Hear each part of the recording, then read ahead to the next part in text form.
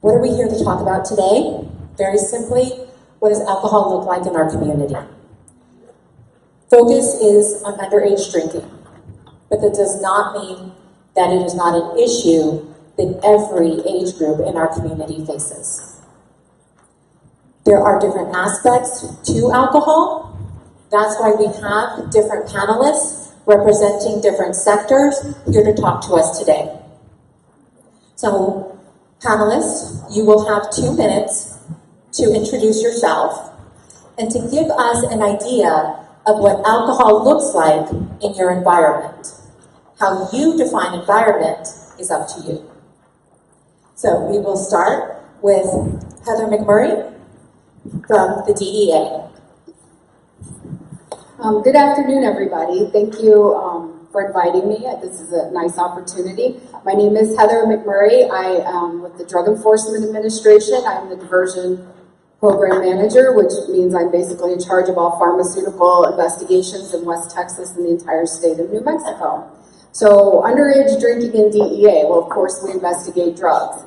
For our youth, drugs are a problem. Prescription drugs, illegal drugs, they often go hand in hand with underage drinking. As some of you that are parents know, kids are not afraid of authority anymore. They're not afraid of the police. They're not afraid of their teachers. They're not afraid of parents.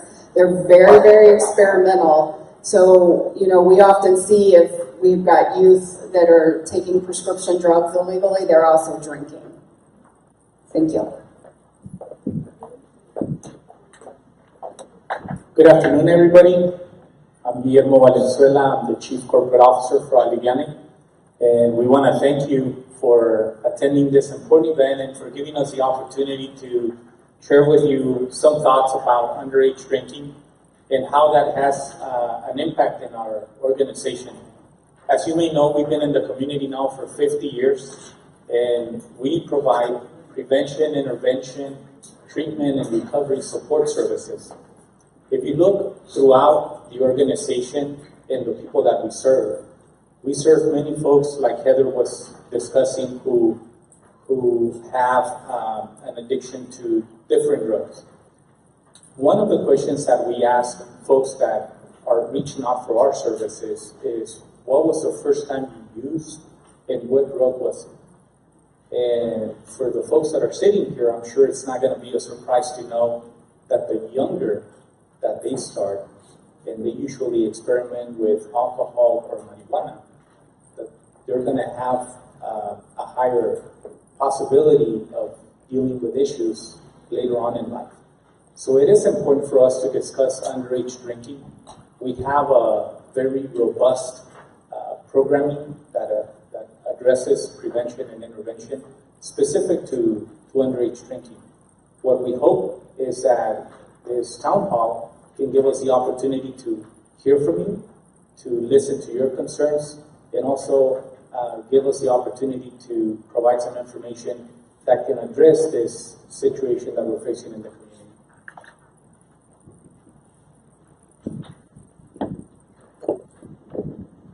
Good afternoon. My name is Jeremy Jordan with the YMCA of El Paso. I'm the Executive Director of Policy for the Shift Positive Initiative and a Smoke-Free Paso de la Norte. I want to thank everyone for being here, and most importantly, thank you for your work and your engagement in this topic and allowing us to present today.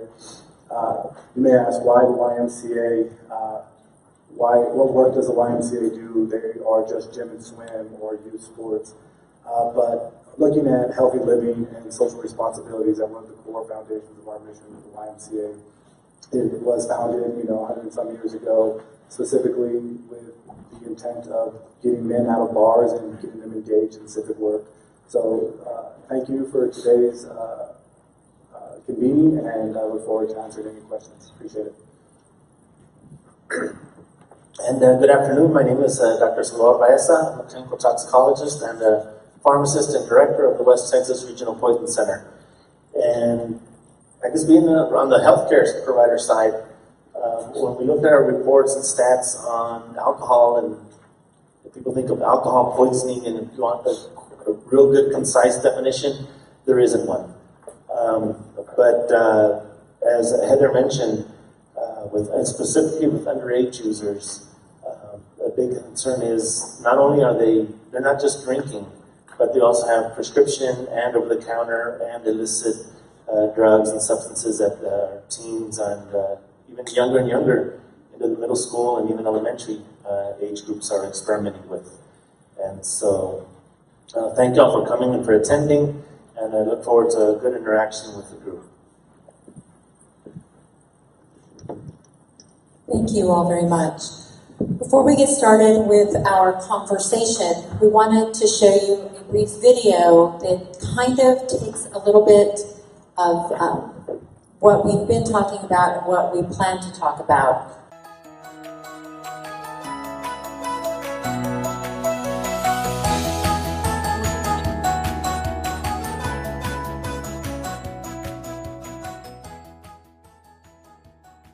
What do you do if you've discovered that your underage teenager has been drinking? Well, many well-intentioned parents think that the proper course of action is to punish them. Their thought process is that if the child is made to feel badly enough, they're not going to want to repeat the behavior. Unfortunately, that's not how behavior change works. What we've discovered is that fear and fear of punishment actually interferes with the kid's ability to learn positive behaviors. And it also hurts the relationship that you so desperately need between your teen and yourself. So you might have some short-term effectiveness, but in the long run, you're likely to have a teenager who's going to want to retaliate, revenge against you, or certainly withhold from cooperating with you. So instead of punishment, we need to problem solve with our teenagers, and we need to show them what happens in terms of consequences for making those decisions. The truth is, there's probably a lot of consequences that have already happened. They may have thrown up, and that's embarrassing. They may have a pounding headache in the morning. That's a natural consequence. It does not feel good. They may have hurt their reputation with their friends. If they have a close relationship with you and you've discovered they're drinking, they know your family values, they know you've gone against them, and they may feel that they've really disappointed you, and that's going to hurt them. And they may have said or done something stupid at the party or posted something on social media that they're really embarrassed and wish that they could retract and have some great regret about it. So there's many consequences that are already there. What we need to do now is to think about problem solving and have a future orientation. You got yourself into a sticky situation. We don't want that to happen again. What can we do to improve matters and give you other techniques for being able to say no to alcohol? Try it. It'll work.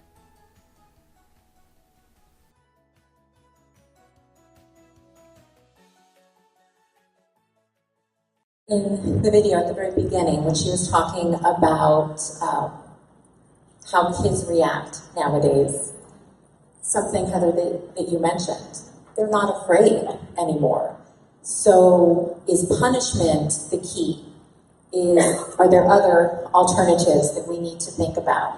So what we want to talk about now is alcohol in our community and the consequences of drinking.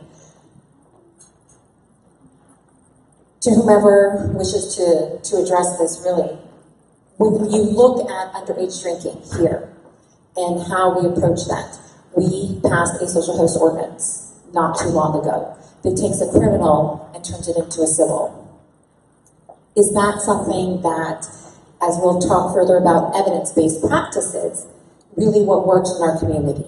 What else works in our community? What is it that underage drinking looks like that we should be tackling? So I think we'll start on this side now. And Sal, do you have some ideas? Well, as far as what works in the community, I'm probably the least qualified up here to answer. What I can tell you is, as far as when I ran reports for the calls we were getting in El Paso County, amongst teenagers, 78% of the calls we receive at the Poison Center have to be referred into a healthcare facility for an evaluation, to be seen by a physician in the emergency department. Why is that? It is because of the high-risk behavior that they're undertaking, whether it be with medications. Usually alcohol is a co-ingestant, it's not by itself. And again, so when I looked at just at the age group of less than 18, I had to then go in and weed out the toddlers or preschoolers, because with them we had a whole lot more, and it was all hand sanitizer that they're getting from our backpacks and our purses. And so anyway, so that's an entirely different conversation.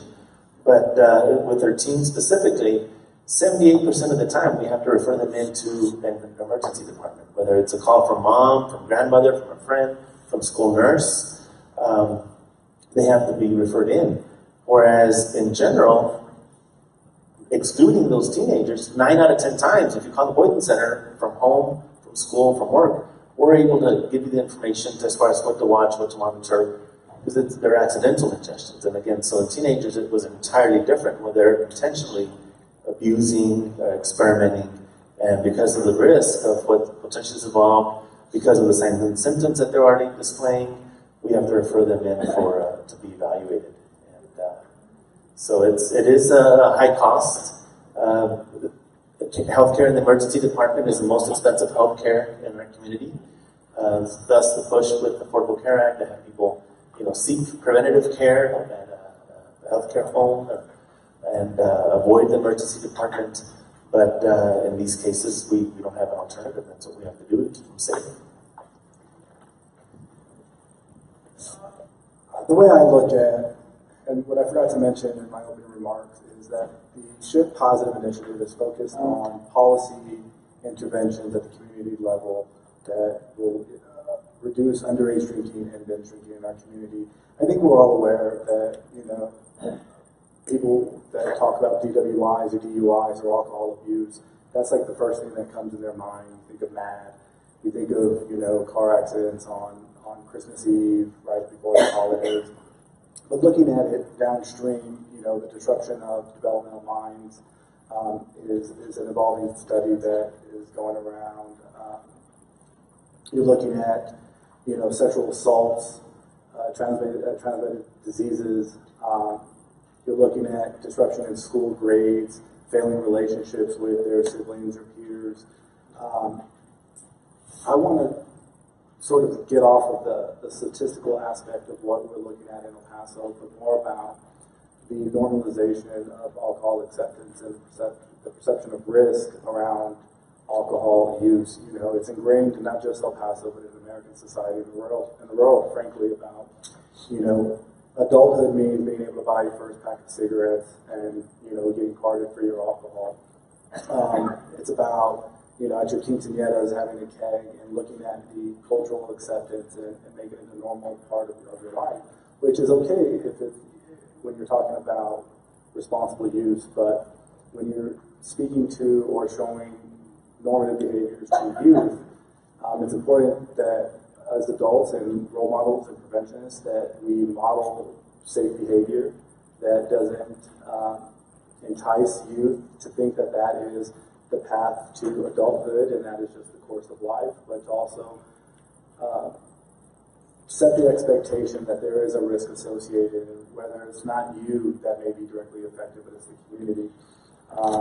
The economic burden in some studies are as high as $13 billion for Texas in lost productivity, health and emergency services, programmable services directed at rehabilitation or prevention. And in El Paso County, I believe that number was $1.3 billion in what our share of the burden on alcohol-related harms in our community. To say nothing about police resources and emergency management resources being expended on something that can be completely preventable. I think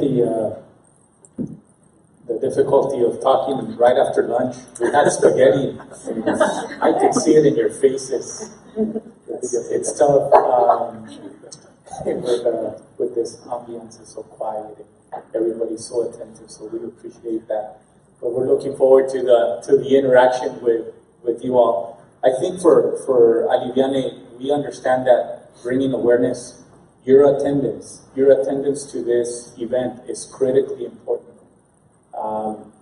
This is a great testament to the work that goes on in the community. Collaboration in working towards common goals. I think you all have seen the results in passing of the social ordinance and bringing awareness to the community about the risk associated with underage drinking. And the more we collaborate with each other, the more we continue to educate the community that's when we're going to start seeing some of these norms change for the better. So it's rough to be here after lunch, and collaboration, awareness, and education is what we seem to see that works. From a DEA standpoint, we do a lot of outreach. We're in a lot of schools. We're speaking to students. And I think for most students, that has zero impact on them. They ask us like silly questions. They're not listening. They're showing out. What I really think needs to happen in our schools and with our young people is we need mentors. Either people their age or maybe recovering alcoholics and drug abusers to actually sit with these kids and give them a reality check. You know, I can show them videos all day and talk about the brain damage they're going to have from mixing alcohol and Xanax together, which I think most of you in here, you look very familiar, so you've seen my presentation at least 5 times probably. But as you know, the alprazolam thing going on in our region in New Mexico is very near and dear to my heart. And I am just shocked when we go to schools and 11-year-olds are like, Xannies, Xannies. It breaks my heart that 11-year-olds know what a Xanax or an alprazolam tablet is. And they all know. We play this game now. We stole a slide from San Diego and DEA, and we play a game with kids, and it's got the fake pills because we're all concerned about the synthetic fentanyl that looks like the oxycodone 30 tablets. Almost all the kids get the fake Xanax, the real and fake Xanax correct. They don't get the rest of them correct, but they know those tablets. So I really, really think for kids, you know, parents, sometimes they don't live with their parents, they live with grandparents. I really think they need mentors, people that kind of take them under their wing, talk to them, give them a reality check, and kind of hold them accountable. Because I just think as adults, sometimes they think we know everything. Some of us probably did some of the stuff they're doing now, and even that's a mentor, maybe talking about the negative things that happened to them, and if they could be 14 again, they wouldn't do some of those things. So I really think as a community, we need to try to work on mentoring our youth, because they're going down a scary path with alcohol and drugs. Thanks. Thank you. I think 2 things that we will put on our list for the end of our program as we look back on some of the things we've learned is mentorship and collaboration. Those are important ways of looking at the issue in our community. No one in the room gets off the hook. So whether you're online or whether you are in the room, you have the same question. What is underage drinking? What is the problem in our community? And if it was something that you didn't hear here, write it down. And let's talk about it later. Everyone has something to add to the conversation. So think about that, and we'll talk about it in a little bit. We've talked about social host. We presume that most of the people in the room understand what that is. But perhaps there are 1 or 2 people who are unfamiliar with the social host ordinance. So, rather than pick on somebody in the room to come up and explain to me what it is, I am instead going to ask Jeremy to give us the 2-minute recap on what is a social host ordinance. Thank you, Annette, for not putting me on the spot. So a social host ordinance or social liability ordinance is a prohibition on looking at the location in which underage drinkers congregate. So what does that mean? That means that if you are the cool mom and dad and you allow your son or daughter to bring his friends over and drink at their house, you would be deemed a social host provider. You provide the location in which underage drinking can occur. It is a actual, which goes into sort of the next block of the agenda on evidence-based strategies or interventions. El Paso took this on 2 years ago, and some would say even 4 years ago. That's really the groundwork on talking about looking at the social access in which children or youth gain availability of alcohol. And we all know that, teenagers will, mom and dad are away, will dive into your refrigerator and grab your favorite beverage that you may have in there, and that's where a lot of this starts. The way that we look at it is that's the social aspect equation of these interventions, and there's also a retail aspect, which I think we'll probably dive into in the next block. But the short answer to what a social housing ordinance is, it's holding the property owner accountable for allowing underage teens to use their home or their rental property or their abandoned house or their desert lot or any other privately owned real estate property accountable. So, is that a good way to look at it? Excellent. And as you brought up, it is the segue into our next section, where we talk about evidence-based solutions to the problems that we're facing.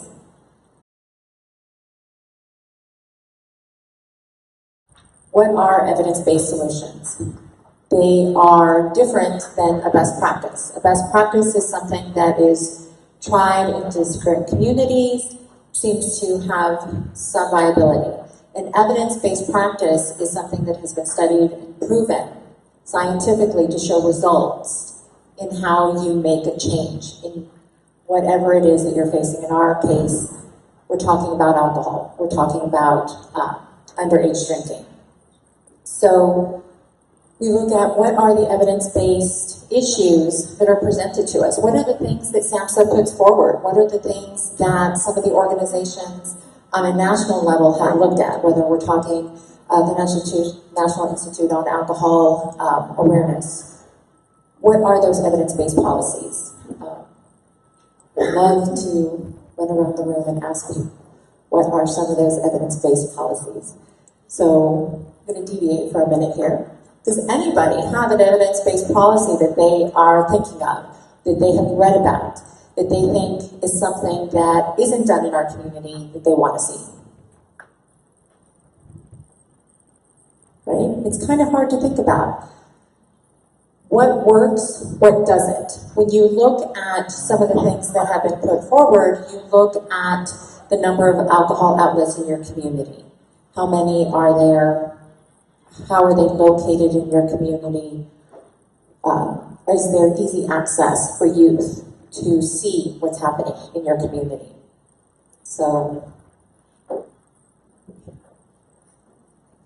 but what are the next things that you tackle in order to help you reduce alcohol availability? What are the things you look at in order to look at the promotion that takes place? What about price? Does the price of alcohol affect its use? And then you look at where it is within stores in your community, the placement of alcohol. Where, when you walk into any location that you can think of, your favorite, the store that you stop at every day before you go home after work. You need a gallon of milk. You walk in, you grab it. Where's the alcohol? So when we look at evidence-based practices and evidence-based policies in order to make change, what are some of the things and opportunities that you see in our community that we can tackle? Heather, we'll start with you.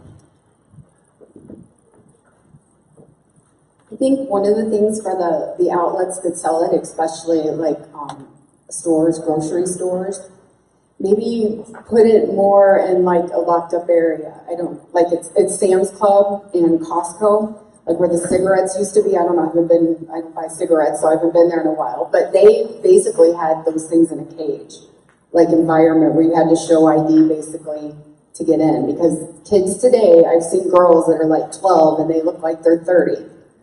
And I think another thing is educating and enforcing with these stores the people that sell to them.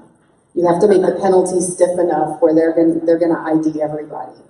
Because, you know, I know as a kid stuff happened and the guy at the liquor store would basically sell it to anybody in town. And there's probably, I'm sure there's places like that here because they're mom and pop places and they need to make money. So I think in the store it needs to be a little harder to obtain and they need to make sure.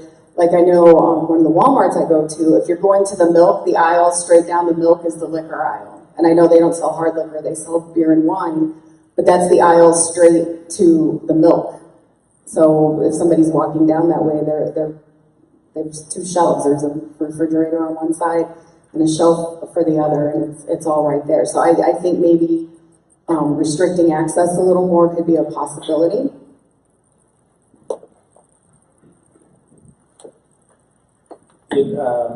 We've seen in the community, and after talking to business owners and folks that do make a living in some of these stores, it's quite a conundrum to look at something that is legal, that is widely advertised, that is encouraged at every turn that you take, for us to start pushing or trying to deviate that advertisement strategy so that they could push that product back or hide it or make it difficult to reach, because it's counterintuitive to their approach.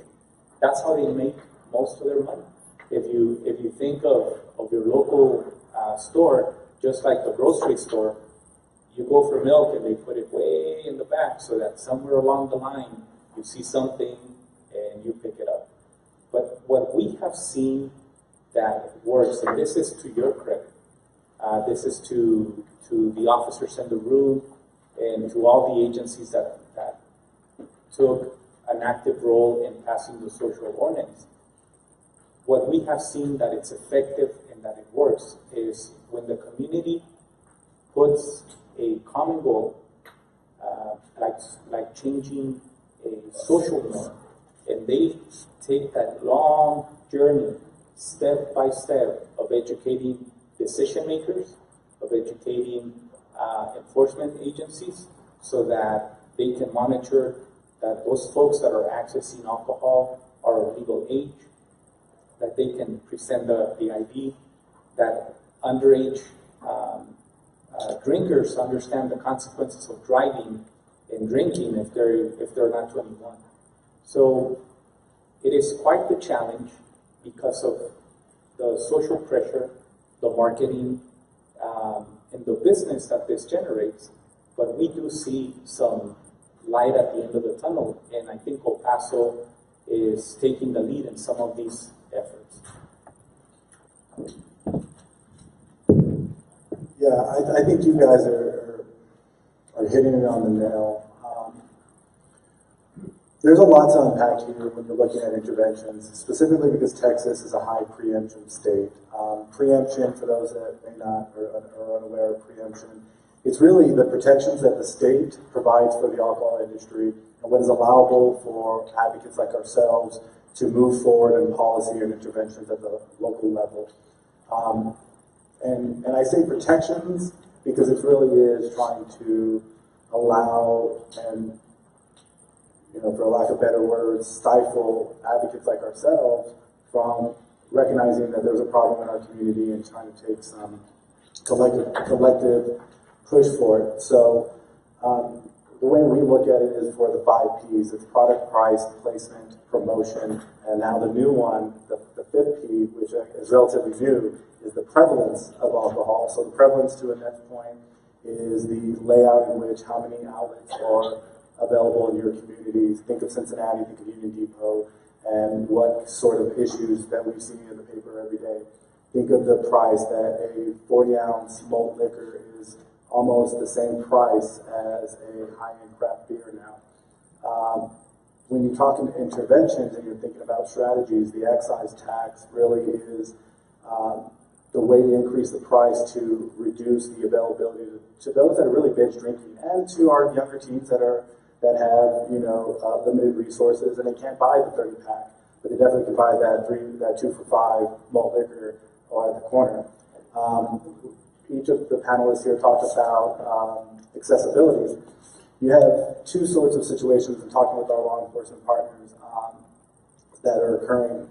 The underage folks that cannot buy beer are stealing it because the product is so available, and the pyramids in the front or in the ice coolers, they are not secured or locked up. And then you have the adults that are stealing it because it's no longer hours of sale. So those are some of the interventions that you look at when you're trying to reduce how available alcohol is in your community. So locking up alcohol in an intervention, but is that allowable? How much money is a certain big retailer? I don't know if I can drop a name on it, but I always get in trouble with that, always. So, you know, if they pay for that space, they just like Coca-Cola pays for you to see their product right when you walk into the door. So, you know, looking at the advertisement and the way that it's targeting youth and the way that it makes it cool with skinny margarita vodka, or the wine coolers that you add a Jolly Rancher in and it changes the color of your tongue. Those are all directed at youth.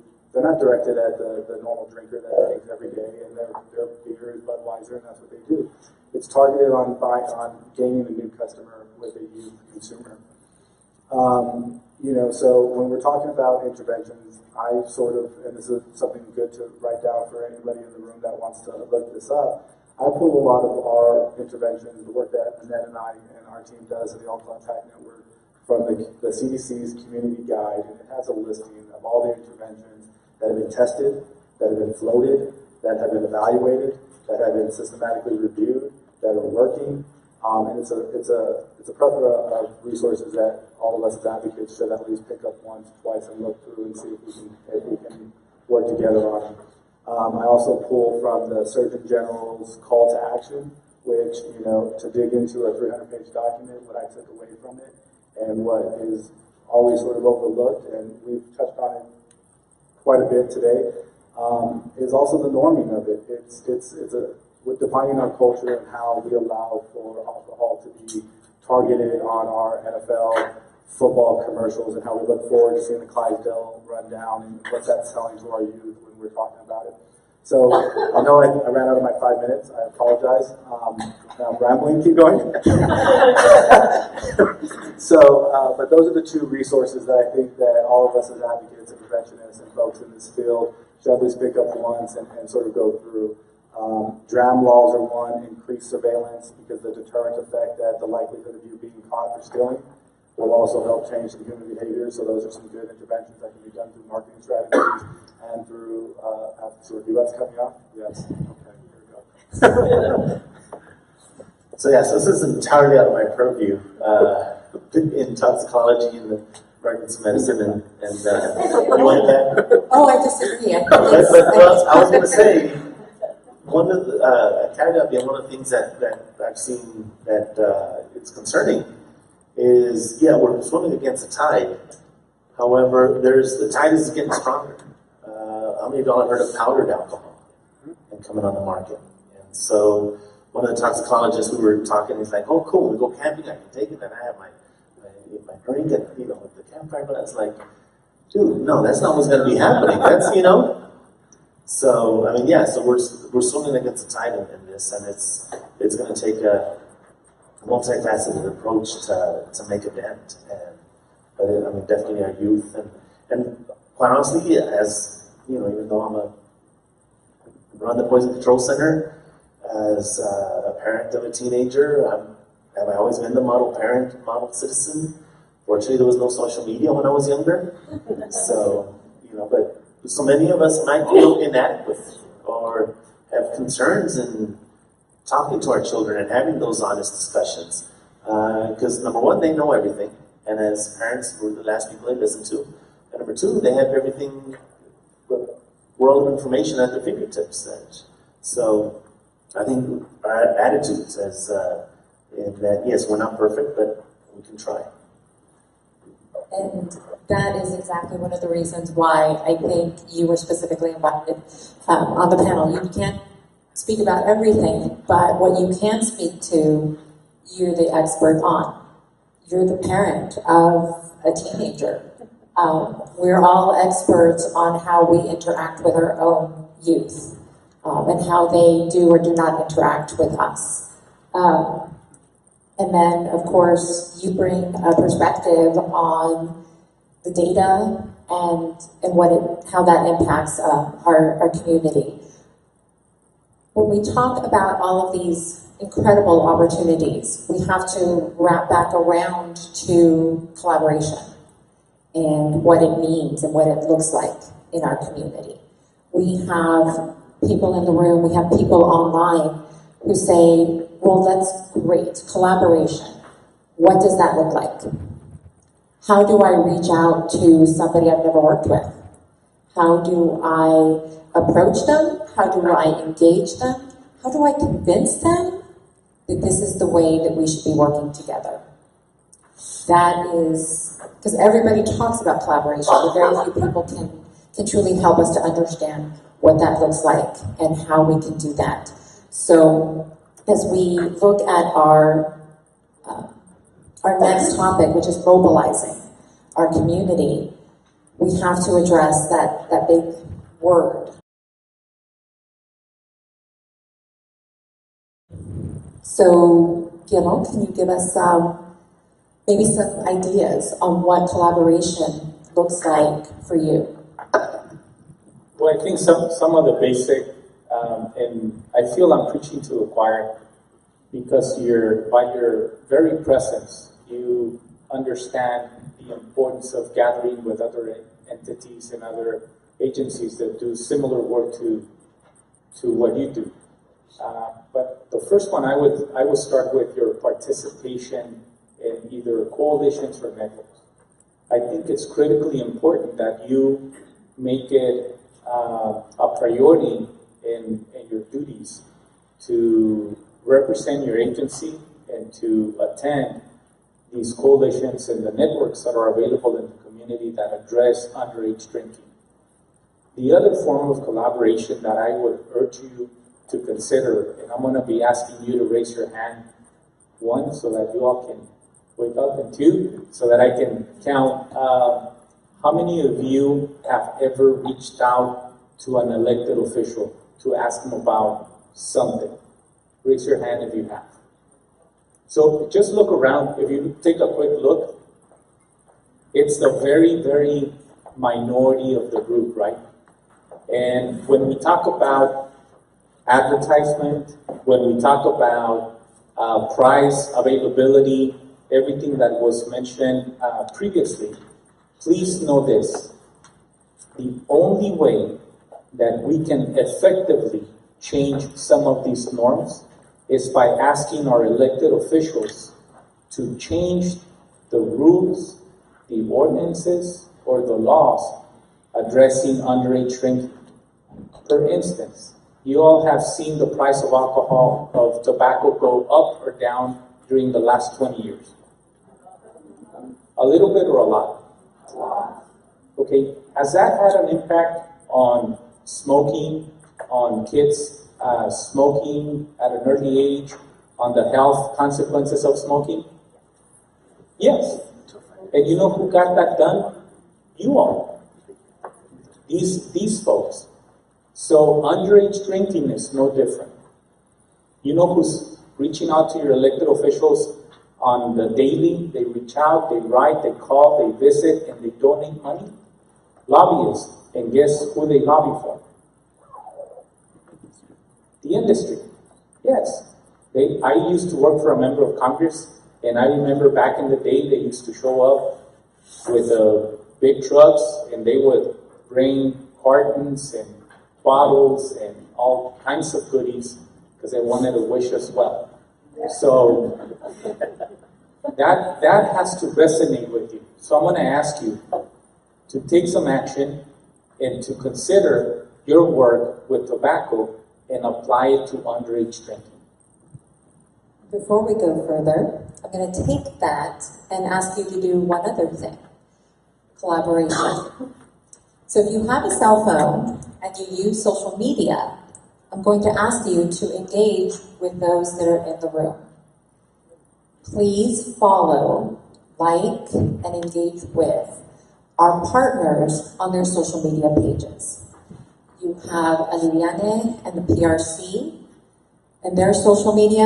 You also have, before you leave today, come on up and take a look at the panelists. Their social media handles are on their cards. So please like, follow, and engage online, and that's another form of collaboration. Heather. I can talk about collaboration for hours, but I won't, since this is more underage drinking. So DEA takes collaboration so seriously. A year ago, they gave each DPM diversion program manager a community outreach coordinator. So Joanne Bonilla, back there in the green, she's my outreach coordinator, and she works her butt off. We collaborate with so many coalitions, schools, probation officers, juvenile probation officers, the police department, the sheriff's office, colleges, medical schools. I mean, we've been everywhere. I got all of my hotel points last year just thanks to work, because we've traveled. We're all over New Mexico. We're all over Texas. It's so important because I learned something at every meeting. We went to one in San Diego because they're doing a presentation. We wanted to see if we could steal anything. And the whole thing was on vaping and Juuls. I didn't even know what a Juul was. I'm like Miss Innocent half the time. So I'm Googling it and then listening to them talk about it. I was like, that's crazy. We've incorporated a little bit of vaping now, even though we're controlled substances. We've incorporated that into our presentations. We cooperate a little bit of underage drinking in our presentations, because every time we go out and meet with people in the community or other organizations, we're hearing things, and I'm like, oh, when we speak to parents, we need to talk about that. So, you know, if anybody here, if you haven't been to any of our speaking things, or you have an organization that we haven't hooked up with, see me or Joanne, because we're more than happy to come speak to your organization. If we can help you in some way, we can direct you somewhere. Went to Alamogordo a couple of years ago. 13 kids took out Prazolam at school. It was really bad. We did a town hall there. I helped a mom hopefully get treatment through SAMHSA for her son. He was 11 and addicted to methamphetamine at age 11. And I told her, you do not hang up that phone until they have a place for your son to go. So we will try to help you. If we can't do it ourselves, try to get you connected with the people that need to help you. DEA takes collaboration more seriously than we ever have. Yes, we're a law enforcement agency, and that's our priority.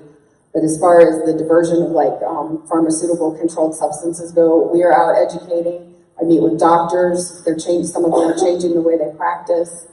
And, you know, the medical community is a good resource for some of us, because sometimes they have the patient alone, and they can actually tell kids, if you're going to take Xanax when you're 11 and your brain doesn't develop till 25, guess what you're doing to your brain right now? They can actually tell them the technicalities of the underage drinking and taking drugs, that actually how it's going to harm them later. And I just want to give a plug too, before I forget, for National Take Back Day. It's on Saturday, 10 to 2. YMCA's partnered up with Poison Control. They've got, 4 or 5 locations? 4, yes. 4 locations. We have 24 locations in El Paso. You can go to deatakeback.com and put in your zip code. PD's got locations, UTEP. There's one at our office. I won't leave anybody out, so I'm not going to keep going through it. But anyway, we have 24 locations.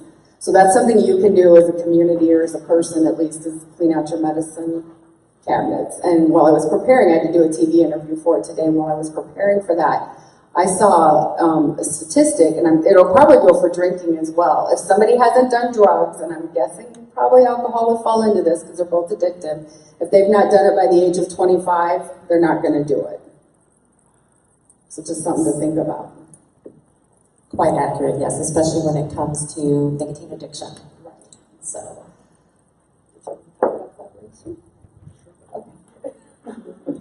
We're not going to let him off the hook, even though he just joined us from the El Paso Police Department. If you want to take a minute to introduce yourself to everyone. Okay. My name is Andres Rodriguez. I'm a police officer with the Crisis Intervention Team with the police department. And we are out there helping people with suicide or homicidal ideations. Before that, I was with the DWI Task Force, and I am the only DRE, drug recognition expert with the police department. I have 26 years on the department, so I know a little bit about alcohol. I was teaching a class, as a matter of fact, that's why I'm running late, because I'm teaching a class at the academy right now on SFSTs. And my instructor who was supposed to relieve me couldn't be there on time, so I came here to try to catch up as much as I can. But as far as collaboration, I know there's a lot of agencies out there, and like Guillermo there said, he hit it right on the nail. I mean, maybe getting the tax increase on alcohol like we've done with tobacco would be a great start. But the Texas Standing Tall has made some research over it, and if you look at some of those research, the other states that have taxed their alcohol have lowered some of their other issues besides underage drinking, family violence, sexual assaults have actually come down soon after they've implemented the tax on alcohol. In Texas, I don't believe we have seen a tax on alcohol since the early 80s. So that's something that we're really in 2019, going to 2020, we need to make that happen. Like I said, making that happen is by you guys reaching out to your congressman person and finding out what we can do to lower that or raise that tax on alcohol. Even just 5 cents more to alcohol would make a difference with underage drinking, and not just underage drinking. Like there's a social variety of other social problems that would come up with it. And what I've noticed more is actually getting out in the streets and meeting with these people and finding out what it is that's the issue. And I've seen a lot of kids who have recently started doing alcohol because they started doing marijuana. And the reason they're doing the alcohol with marijuana is because if you mix both of these together, that prolongs your synergistic effect on the marijuana longer. So they dwell with a little bit of alcohol and their marijuana, so that makes their high last longer. And that's one of the things that they've been doing more often and doing it at a younger age. Is they're mixing these two combinations just for the high, and to make it more prolonging that high. Another issue that I've seen is the mental illness part. Is that a lot of these kids started. I just talked to one last week who started drinking at the age of 13, and he's autistic. And he literally told me, you know what? And I've heard this not just from him, from others, that they experimented with alcohol, and the alcohol kept them steadier and felt them seem much better than the actual drugs that they were prescribed. So because they kind of all resounding saying that the drugs that they were prescribed make them feel like zombies or not themselves, but the alcohol kept them normalized, and they use it, and they've been using it ever since. But now they're at an age where they're becoming dependent or addicted to the alcohol. I think, Andres, if I may, you bring up a very valid point that we seldom really think about as organizations when we're talking about collaboration, and that's the individual, and how we collaborate with individuals in our community. It's not just about partnering with each other, but with the members of our community and engaging them on a one-to-one basis and really listening to what we're talking about and how it affects them. And if I may, I'm going to travel down to Jeremy. If you can talk about how, as a network, the Alcohol Impact Network engages with individuals in our community. Right, yeah, first I want to say thank you for your work in the crisis intervention team. I think it's one of the best programs that El Paso Police have put together, and I want to thank our elected officials and folks at the City of El Paso for understanding that mental health is a major issue in El Paso and our community, and training our officers to be able to identify and look at some of those risks with our population. So I want to thank you for your work. Who here is part of the Alcohol Impact Network or has attended a meeting? Please stand up.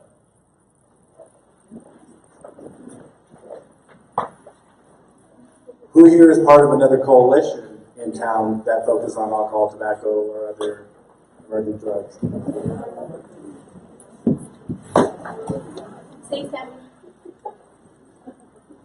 So, thank you. You can shake it out a little bit too if you want to. Just move it around a little bit. So that right there is coalition building and working with the folks in the room.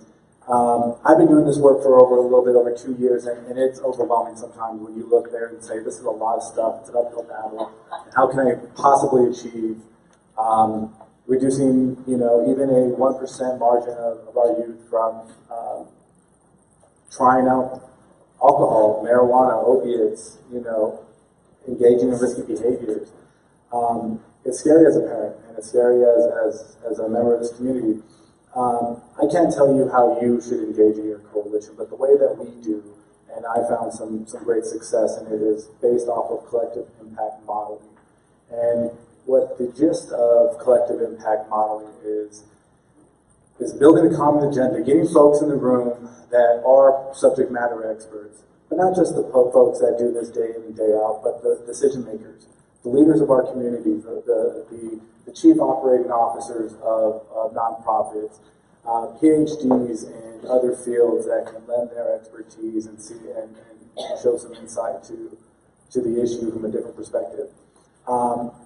Roughly around 3 years ago, the folks in the Alcohol Impact Network joined in on a 15-month cohort training. I wanted to say it was an adventure, but I'm sure if you asked them, it wasn't. And they really sat down and they said, how can we identify this problem in our community? How can we put together a common agenda that says this is the problem and these are the activities or the interventions that we're going to go after as Oliviani, as the YMCA, as EPISD, as UMC, and as the Paso Police and our decision makers, and say this is how we're going to solve this problem. It's very far and few between when people get on the same page. For whatever reason, they don't. I was blessed to come to a group that did and was and is engaged in the work, and they cared about not having to take the credit or having to be the one that sits there at City Council and say it was me that did this work, but it was all of us. And that was very beneficial to their cause when they were pursuing a social host ordinance. And it was the first one in the state of Texas. San Antonio copied us like they usually do. Right after, and it was based off of multiple organizations, multiple subject matter experts, multiple leaders in our community coming together and saying, we're going to go after a social host, we're going to allow this person to set the meeting, we're going to let this person do the ask, we're going to have this person go talk, we're going to have this person go on the media, and we're going to share this responsibility as a group and decide how we are going to successfully pass the social host ordinance for advocacy. And that truly is how, in my mind, how we can push this forward. Thank you. Well, guys are ready to collaborate. Every summer, we have several sessions or seminars for school nurses. So I think I've just got a bunch of speakers that can do a talk for us. But no, yes, collaboration is key. And crossing barriers, getting out of our shell, out of our box. And whenever I come to any these type of activities, whether it be environmental based, prevention and substance abuse, it really doesn't matter. It's getting out of your box, and you always learn something, and so that's very neat. So thank you all for doing this, and everyone keep at it. One of the things I learned within the past month or so is that our new county judge has a background in mental health from years ago, from a previous career. And he really, when he came by the Poison Center, understood the difficulties in being a grant-funded, a small, nonprofit, and how you have to leverage your limited resources, limited time, limited expertise. And so I think that's awesome, when I had to raise a hand of who reaches out to the elected officials. Well, we potentially have someone there that could be a strong champion for us in our efforts. So just wanted to throw that out there for those that weren't aware. But because I was very surprised. I did not know that about him, and so it was pretty neat. But no. And as far as what we can do at the Poison Center, again, every call that we receive, it's voluntary. It's either mom, dad, school nurse, the patient, the ER, school resource officer. It's someone calling in. But all that data we're happy to share. Obviously, it's we remove any identifiers, and so as far as aggregate data, yes, we're happy to share it and provide with y'all. Every quarter, I send the PD report, they're tracking cocaine, for example. So not just from El Paso, but throughout the West Texas region.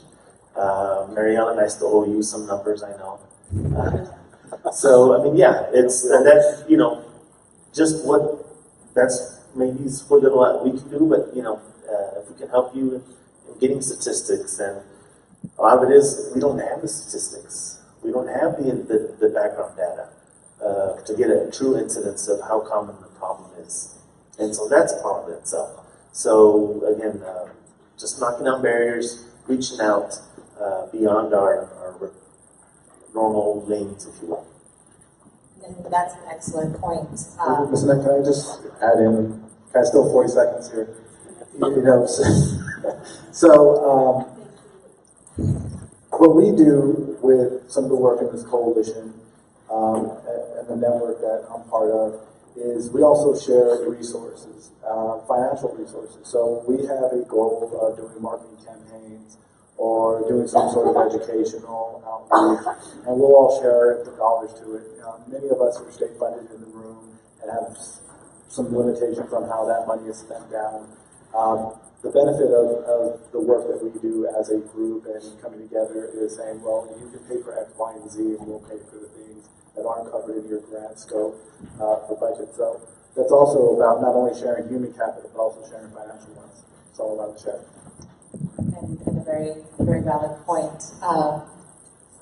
Some of the things that were touched upon, financial resources and how key that is to collaboration, because there are limitations within each of your grants, within each of your organizations.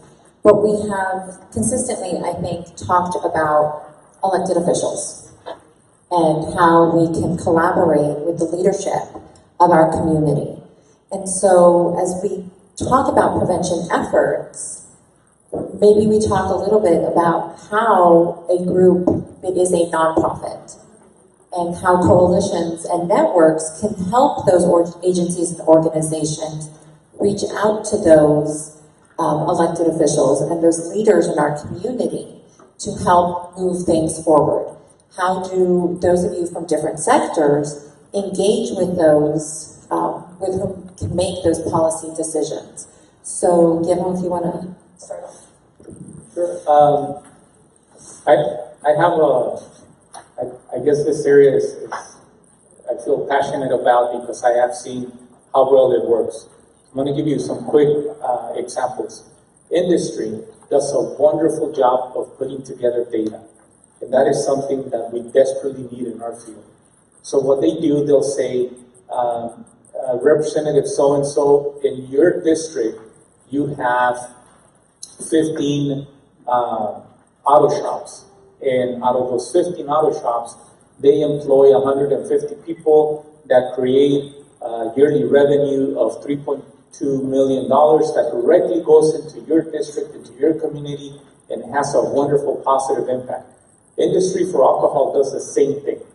They usually, almost always, go in and they say, we represent 100,000 people out of El Paso, we create jobs, we generate millions of dollars in taxes, in this, and that, and the other. And when advocates like ourselves show up to an elected official office, more often than not, and this is with 11 years of experience in that field, more often than not, advocates go in with a lot of passion, very little data. And it is the right thing to do. You're advocating for the right things, what's right for the community, but it's putting the elected official in a very difficult situation without any stats. So I would encourage you to, through the collaborations, through the networks, through the coalitions, start looking at data.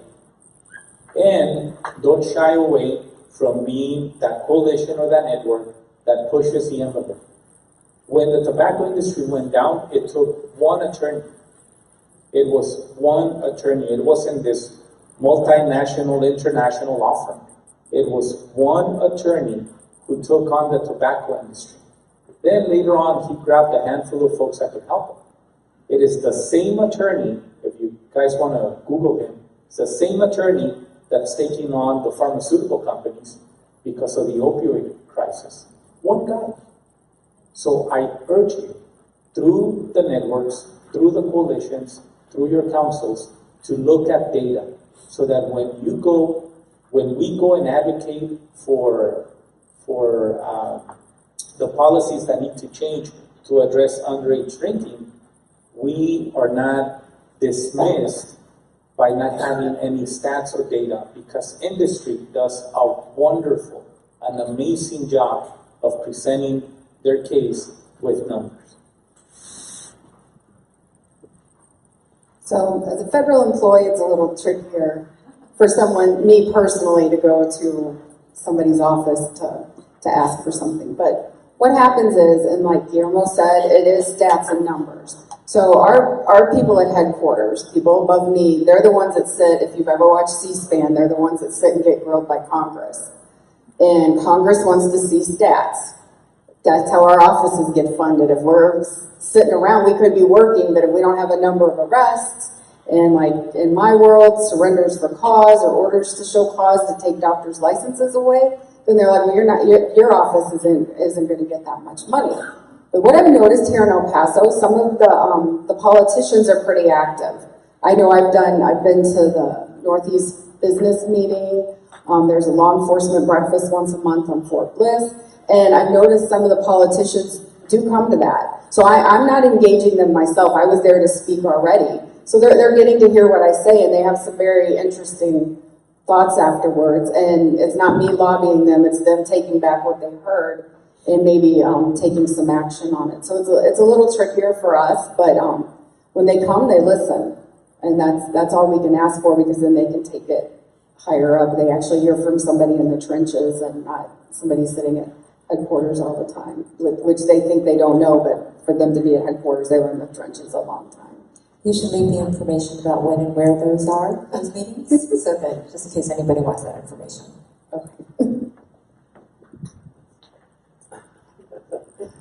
Yeah, it's just like Heather here said, it's tricky for law enforcement. I'd say for us, it's part where we're really the low bottom, and we don't have very much opinion as far as, or say so, of what the chiefs or our supervisor might think. We try to come up and tell them of issues that are happening, but sometimes it falls into deaf ears. Sometimes it feels like you're tapping on a drum and you're just hitting that thing over and over and nobody's listening. So it's getting that attention out there and trying to do it. And unfortunately, with law enforcement, we're more of a reactive kind of situation, not a preventive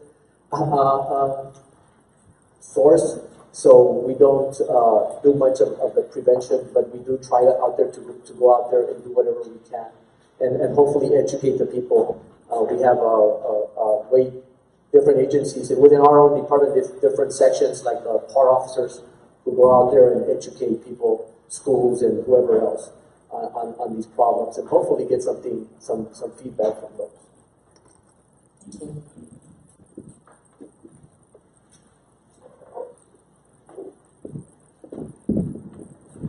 Can you remind me what the question is?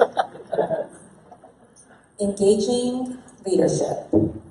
So I'm going to push back a little bit on some of the data. Absolutely, I think we all should be collecting data and data sharing with each other and framing the message and proving the point of what the problem is with factual data. In my experience, and maybe it's a cynical part of me dealing with local government and working within it, sometimes data doesn't sell to elected officials. And I think that's where a lot of the disconnect between public health professionals and people that are highly intelligent, that understand the subject matter, have difficulties communicating with elected officials or actually turning their work into something policy impactful. I think as I'm learning, everyone likes to communicate differently. And I believe that I think elected officials, just like speaking to your spouse or to your children, they need a different angle of attack. And I think dealing with local or any elected official for that matter, you also got to speak to their platform, speak to what they care about, and also translate that to how that benefits their constituency. And I think that gets missed out of this conversation anytime we talk about advocating for something and showing the data and inundating them with numbers. And, you know, it just sort of gets lost in the mesh instead of just being simply saying that your large segment of the people you represent are impacted by this amount of numbers. This is what we recommend that will help fix it. Can we count on your support? And when they say no to you or they're not committal, you sit there and wait and hope that they're gonna, you know, what is the, you know, in poker, whoever speaks first is the one that's bluffing. So in saying that, it's difficult. You got to speak their language, and I think that's the point that I wanted to take across from you all is that you got to make sure that you're also speaking to what they care about. I absolutely agree with Jeremy. Not only do you need the data, the stats, but to grab them, you need an impact story. So, you know, a headline or something, a front news, something to really grab their attention. And then you support your stance and your initiatives with the data. I'm not able to lobby, but I can educate and inform. So you have to thin line there, but we walk it. But yeah, and like you say, in regard to the platform, if anyone can help me improve on that, you'd think that something that gets bipartisan support in both houses of Congress wouldn't have an issue with funding, and yet year in and year out, we do. And it's just all of us in public health and in prevention, something that we face with, unfortunately, in our arenas. But again, having the impact story, having the data and statistics to show how your program is a benefit to the constituency, how it aligns with their platform, whether it be cost-cutting through appropriate healthcare utilization, whether it be substance abuse prevention, whatever it is that they want to, you find a way to plug into that and emphasize those points. And you know, as my administration says, well, at least you're not getting cut. Well, let me follow up on that and say, for those who are interested in finding that information, where do they go? I mean, that's a huge problem within our community, and I don't mean just our local community. I think public health in general, and definitely in our nonprofit, we know what we want, but how do we find it? Where do we go to get this information? Law enforcement, how do we get information that will help us? The number of DUIs in a community. How do we know what is the prevalence of, you know, which drug is most popular and being utilized? Where do we know to go to get that information? So I'm going to start with the data, West Texas Poison Control, because I assume, and correct me if I'm wrong, you would be a great resource for that sort of information. I'm sorry. As far as obtaining our data for county level, region level, state level, even national level, of what's reported to poison centers, yes, we can provide that. We can obtain it. You know, and what was that old saying? There's lies, there's blank lies, and there's statistics. But anyways, you can, depending on how we want to slice it and spin it, we can, you know, we can work with you and getting this. But as far as getting, you know, specific data, and again, poison center data is just the tip of the iceberg. I can tell you, we see many cases at UMC in the emergency department that are never reported to the Poison Control Center because EM physicians can easily, well-versed and trained in treating an alcohol overdose and treating a heroin overdose, and, you know, in your things that they see day in and day out. They don't need our assistance, so they're not going to call us. When they do call us, it's because something's going bad or it's something new, something unexpected. Spice, for example, the synthetic cannabinoids. When they first hit the market, we were getting lots of calls on them because this was something new. They never heard of spice. What is spice? What is K2? what are bath salts? Now we rarely get called on because they've all been very well versed and trained and seen them. But that's just one example. Do you have a menu online that people can look at to say, this is what I need? No, unfortunately, you'd have to call in.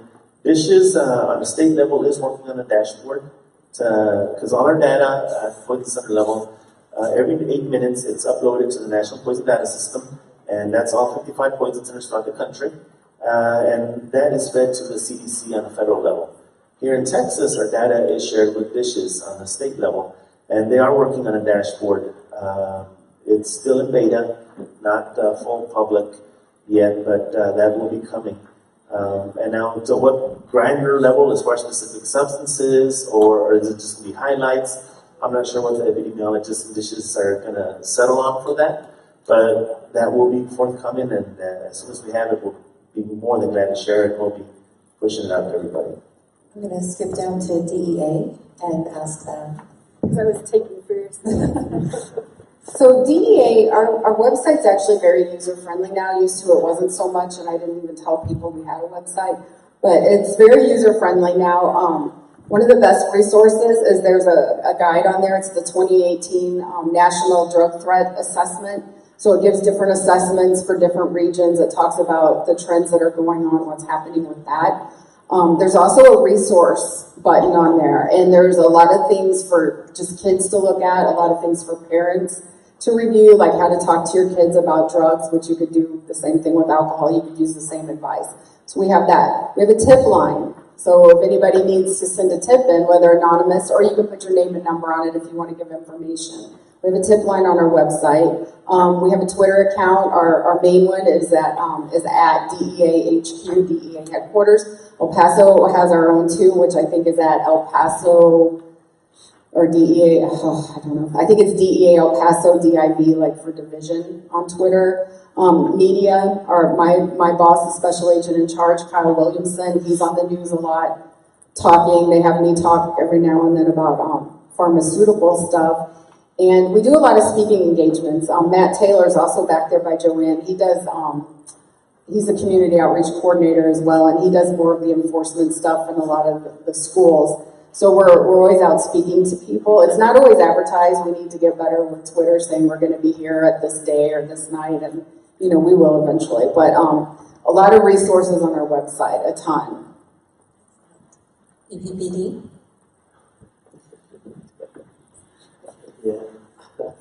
Yeah, we don't have too much data. As a matter of fact, our website with the police department, they might show the number of traffic fatalities or stuff like that, but nothing essentially with alcohol. As a matter of fact, when I was at DWI, I tried to put a program together, and I wanted to find out how many arrests we had, how many were alcohol related, how many were marijuana related, how many were a combination of this.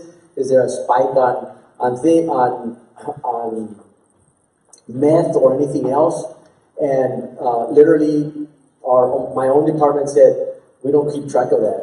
And I had to go to crime scene and ask them, hey, you guys are the ones who are sending out these bad reports. Is there a way you guys can kind of track them? They said, well, we don't do that, but we'll see what we can do for you.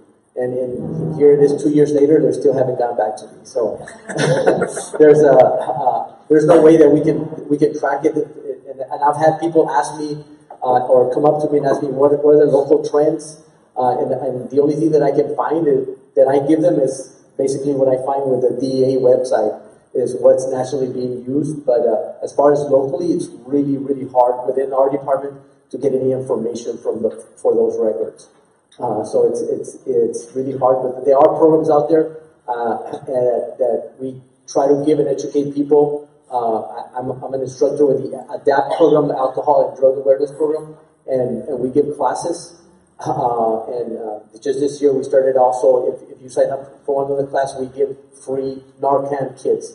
So you can use and you can keep with you. This is like about $65 worth of Narcan, and we give them out for free.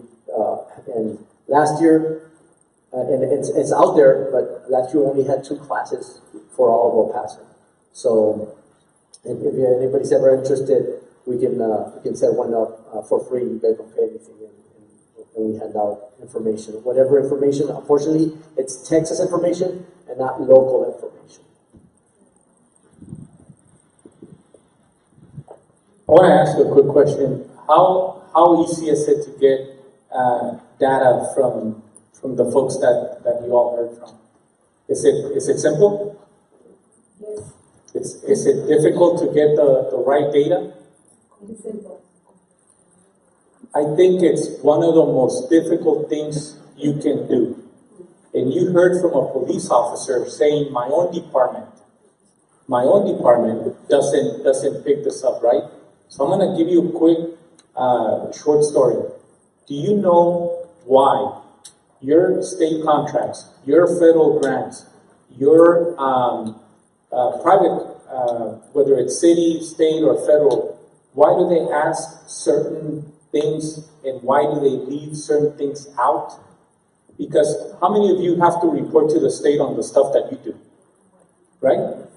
And right now we heard that your budget keeps shrinking, and the consolation is, well, at least you're not disappearing, right?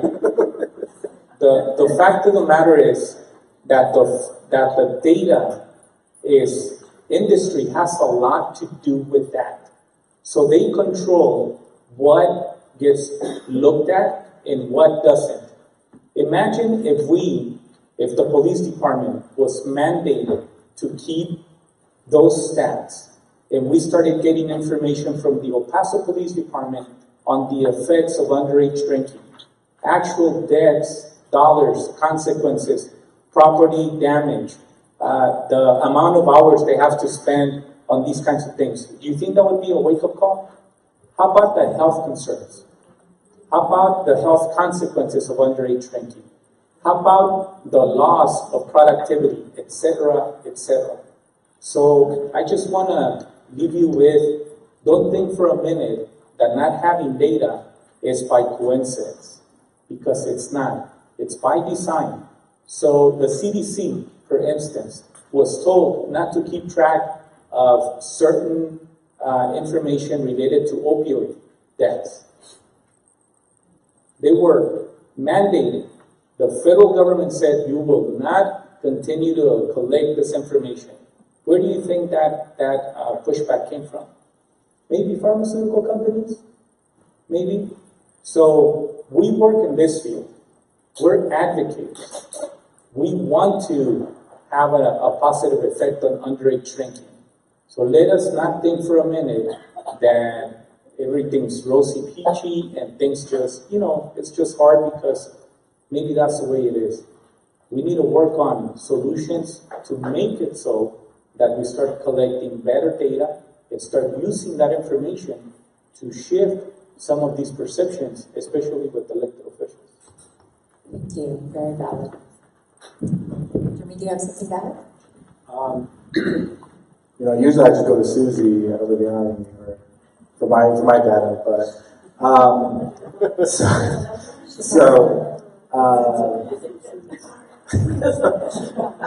no, Texas Tech. That was awkward. So I do know that we are working with the Paso Police Planning Section to start tracking place of last drink. So when officers encounter a call for service that they believe has alcohol involved, they'll start tracking that as a trackable, retrievable data collection point that we can also use. I will say that our partners, the Paso del Norte Health Foundation, has invested a significant amount of resources into what they have called the Healthy Paso del Norte org. See, I didn't even have to go down to my notes there. That they intended to be a collection center for all of our agencies to put and collect and retrieve and search data that we can all put together and sort of paint the picture that we're trying to achieve. They just opened it up for the alcohol section and the tobacco, from my understanding, and I welcome, I encourage, I ask, I beg for whatever data that you may have to work with Annette and I, so we can start populating that data and having it as a resource for the region. We're not just collecting it for El Paso, but we're collecting it for Juarez. We're collecting it for the southern 3 counties of New Mexico, and it's intended for all purposes to be a resource dashboard for the local community. So if you have indicators, questions, missing data that you want, then please let us know, and we will see what resources are available to collect that data. We've talked a lot about what's going on in our community, and now as we approach the end of our time together, we want to know what are some of the solutions that we can look at underage drinking. We took out a policy, and we know that citations are being issued. We know that work is being done at Social Host to ensure that our parents understand the dangers that are involved with hosting parties for their youth, alcohol parties for their youth. But what's next?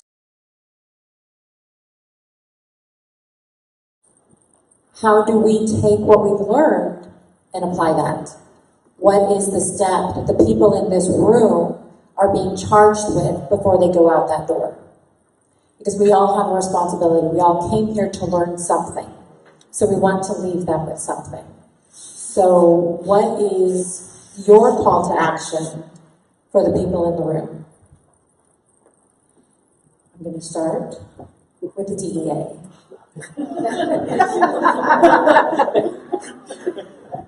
Everybody's like, I'm going to get someone else's stuff and I'm going to go first. Okay, so for those that know me, I'm pretty passionate about the drug stuff, and even the kids, even though they act like dumb sometimes when I speak to them. So, I mean, my action is stuff I'm already doing. Even though I've told Joanne, I'm like, no more middle school kids. There I am, standing in middle school, like, I don't know why, like running to the car. But, you know, I take my job seriously. I take myself as a member of a community. This is my 4th DEA office. So every time I move, I try to get in the community, find out what's going on, and do anything I can to help. So if it's like talking to parents, I really like talking to parents, like at the schools. They have us come a lot of times at night. The schools have special programs. So if I can get to the parents, and not everybody's the best parent, but if you can get to them, they're learning a lot when I speak. They're like, I didn't know that. I didn't know that. I didn't know that. So I take the responsibility to myself to try to go out and educate anybody that'll listen to me, whether it's schools, parents, old lady quilting club, I don't care. I will talk to anybody, because when I educate someone, they can turn around and educate someone else. So that's what me and my agency do. EPPD? All right. Don't avoid eye contact. I was staring at her. She called on me. It doesn't matter. And just like Heather said, one of the things that I do enjoy is talking to parents, and I think that's more effective because some of the issues that when the kids, when they're in the middle age, middle school or in the high school, they're already great. Sometimes you talk to them and it's like one comes through one ear, goes through the other. And it is, I'll still go out there and I'll still talk to them and kind of educate them if they want to. But mostly I like to hit the parents, because the parents, if I can educate the parents, and I've heard from a lot of kids, well, my dad lets me, or my mom lets me, or it's okay with my parents. So if I can go out there and talk to the parents and let them know before their kids get to a drinking age, so hey, these are the effects of alcohol, this is how bad it can be, and these are the long-lasting effects that they can have. Maybe that child they're about to have, or that elementary school kid that they have, they can rethink their stance about alcohol and making it available, or even keeping it in the house. So yeah, I think the best effort is talking and educating parents and adults. Jeremy's too enthusiastic to answer the question, so we're going to ask Guillermo next. Well, I think it's the messaging has been pretty consistent about educating and advocating to those that that have the power to say how we do our work and when we do it. I think it's critically important that the organizations that are represented here, the coalitions or the networks, pick one common goal. That, we can't be everything for everybody, but for us to pick one common goal. And I remember when I first started listening to folks going into the office when I was in government, it would always call my attention to hear those that said, you need to tax, whether it was tobacco or alcohol, that additional 5 cents, but mandate that increase goes directly into programs that prevent or that work with families so that we can avoid underage drinking. And it was pretty interesting because it was very bold, it was very clear, it made all the sense, but somehow when the ask was made, maybe their thought was that this was too far-fetched and it would never happen. And I think when you have that approach, yeah, you're right, it's never going to happen. So for this group, I would put the following on your radar screen and see if it is of any interest to you. If you can look around and you feel satisfied with the budget that you have, with the funding that you receive, if you think you can get more or you should get more to do the work that you're doing, reach out to your elected officials and make that the one thing that you want to tell them. I work doing this kind of work. This is where I work, and I think you should work hard to increase our funding and our budget. And if that's your only ask, if that's the only letter you write, that's going to be the best one they're going to get. So for me, it's increasing the budget, increasing your funds so that you can continue doing the great work that you do for the community.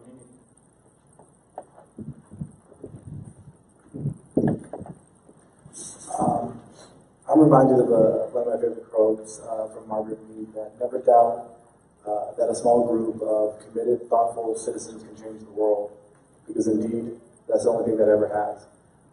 My call to action is, today's the start, of us convening, coming to the realization that all of us have some skill sets that can move this needle on underage drinking, any substance abuse, really. Our group, the group that Shift Positive partners with, the Alcohol Impact Network, we're laser focused on alcohol and underage drinking, binge drinking, and the environment that contribute to the both. So my call to action would be to engage with us, and if advocacy work and policy work is of interest to you, attend our meetings. They're hosted every second Tuesday of the month at noon at the Pasadena North Bay Health Foundation on the 19th floor. We provide some quality food, and we provide capacity training for policy advocacy, and we're fun to be around. So that's my call to action. Thank you. Shameless plug. Shameless plug, thank you. No, we're all in this together. So that, we got to keep beating the drum and keep at it. We're all doing our little part, and if we can come together, help each other out, and help leverage our limited resources, we should do so. But the main thing is just keep at it. And, we are going against the tide, but it's a worthwhile cause, and we just have to keep at it, be persistent. Thank you all very much. I have to say that I 100% agree with all of you. Use your resources that are in our community. Never stop asking, and join. Use your resources, ask for more, join up, don't stop. You're walking away with 4 things today. And you're walking away with a room full of people who are willing to engage. If you were not one of those who stood up and said, I belong to a network and I belong to a coalition, Look at everybody else in the room that was. Talk to them, find out when and where those meetings are, and join them. That's how we move forward. Thank you all again for joining us today. Thank you to our panelists for their words. Thank you to our hosts. Thank you, SAMHSA. Thank you, Liliane, PRC, and Advocates for Prevention. If you have questions of our panelists, they are here. Don't forget to come up and get their handles, as well as follow all of our hosts online. Have a wonderful and safe afternoon.